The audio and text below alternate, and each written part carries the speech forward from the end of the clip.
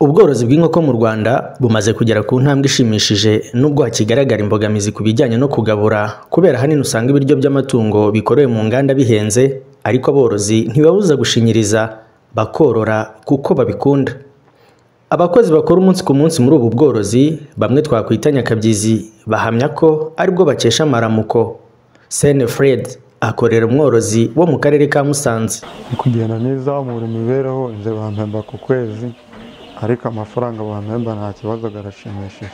Ikintu naguzemo intama, mfite nk'intama nk'itanu, ubwo nyine ndi no gutegura iyindi business yo kubaka. Fred kandi akomeza agaya abantu bapinga akazi ko mu bworozi ko umuntu ugakora nawe birangira abaye umworozi, kandi ahamya ko bunguka. Wapinga akazi kubanga inkoko ari benshi bavuga ngo inkoko no zakungura, ariko inkoko zirungura zigira amafaranga. Ishakara ari intera kuko nawe iyo yungutse nawe agira ukuntu yabigenza nyine nawe akanyongera nk'umushahara. Kanze wenda arambira ati ngushiremo wenda nk'inkoko wenda nk'icumi wenda uragira ute nawe uzabona umushahara. Abari mu bworozi kandi ahanini usanga bagaragaza ko ibiryo by'amatungo bihenze, ariko nk'uko mu Rwanda hari inganda zitandukanye zikora ibiryo by'amatungo, yewe n'aborozi barimo gusura imurika ry'ubworozi bw'inkoko ririmo kubera muri Kigali Convention Center. Ugeze ku ruganda Intraco Feed Limited rukora ibirungo by'ibiryo by'inkoko, barimo kunyurwa n'ubusobanuro bahabwa nk'uko uru ruganda rozanye mu Rwanda ibisubizo ku borozi b'inkoko. Intraco Feeds ikora ibiryo by'inkoko umuntu avanga n'ibindi biryo umworozi ashobora no kwikorera ubwe, ahubwo akagura ibyo birungo bavanga muri ibyo biryo. Umworozi yikoreye harimo uruvange rw'ibigori, soya ndetse yashyiramo ibyo birungo, inkoko zikazamukana imbaduko, yaba ku nkoko z'inyama, byagera ku nkoko zitera amagi zo umusaruro ukiyongera. Abayobozi ba Intraco Limited bahamya ko ukoranya nabo nta kibazo agira, dore ko bafite ubushobozi bwo guhaza isoko, yewe kugeza ubu no mu Rwanda bakaba bahagarariwe.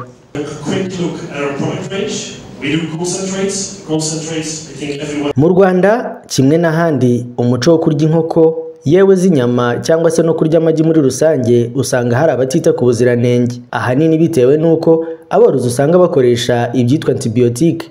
Yewe amahoteli akomeye yo ugasanga umusaruro agura asaba ko nta antibiyotike yaba arimo. Yambabariye Rukumani akora muri company Peace Vet ikorera mu karere ka Musanze. Baragira inama aborozi kuyoboka imiti y'amatungo ikozwe mu bimera aho kuyahata imiti y'ibinyabutabire. Amagi cyangwa se amata avuye kuri aya matungo nta hana bahuriye n'amantibiyotike, niyo ngo abari inyama ziri naturere nziza cyane zifitiye umumaro, ku buryo noneho na za ngaruka zose twahoze tuvuga mbere usanga nta hantu biba bigihuriye na wa muntu, ugasanga umuntu afite ubuzima buzira umuze nta kibazo. Mu gihe iyo ukoresheje iriya miti yindi dusanzwe niho hantu ingaruka nyine usanga ziri kugenda zivuga, asanga izo ndwara zose kugenda ziba nyinshi cyane. Ese ubworozi bw'inkoko mu Rwanda buhagaze gute? Umuyobozi mukuru w'agateganyo ushinzwe ubworozi muri Minagri, Mukasekuru Mathilde, aragaruka ku bworozi bw'inkoko mu Rwanda. Ubworozi bw'inkoko buri gutera imbere, ariko mu by'ukuri haracyari urugendo rurerure ukurikije iby'isoko ridusaba ndetse n'ibyo dufite. Uyu munsi dufite amaturagiro y'inkoko 7, ariko aracyaturaga abana imishwi mikeya ugereranyije n'iyo dukeneye. Dufite inganda z'ibiryo by'amatungo 6 zikora ibiryo by'inkoko ndetse n'andi matungo. Dufite aborozi bagera kuri 500 bateye imbere, n'abandi bagera kuri 800 bakigerageza, ariko bose baravanze. Harimo aborora inkoko z'inyama ndetse n'inkoko z'amagi. Ugereranyije urabona ko baragerageza kubikora neza, ariko haracyari urugendo rurerure. Gusa turabifatanyijemo n'abafatanyabikorwa batandukanye ndetse n'aborozi dushimira cyane imbaraga bashyiramo. Inama nyafurika ku bworozi bw'inkoko isigira u Rwanda abashoramari batandukanye.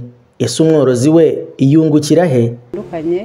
Ku buryo aborozi bazakuramo iby'ingenzi bishobora kubafasha guteza imbere ubworozi bwabo, byaba ari ibikoresho, ibiryo, ubushakashatsi ndetse na tekinoloji zitandukanye. Twitega abashoramari abenshi cyane, benshi. Buri nama uko irangiye twunguka abashoramari bashya ndetse n'inganda nshya ndetse n'abacuruzi b'ibikoresho baraza mu Rwanda bagashora imari. N'uyu mwaka twiteza abandi. Imurika nyafurika ku bworozi bw'inkoko rihuje ibihugu bitandukanye ku mugabane wa Afurika, aborozi ndetse n'inganda ziva impande zose z'isi. BTN TV mu mujyi wa Kigali, Narimana Jean Paul.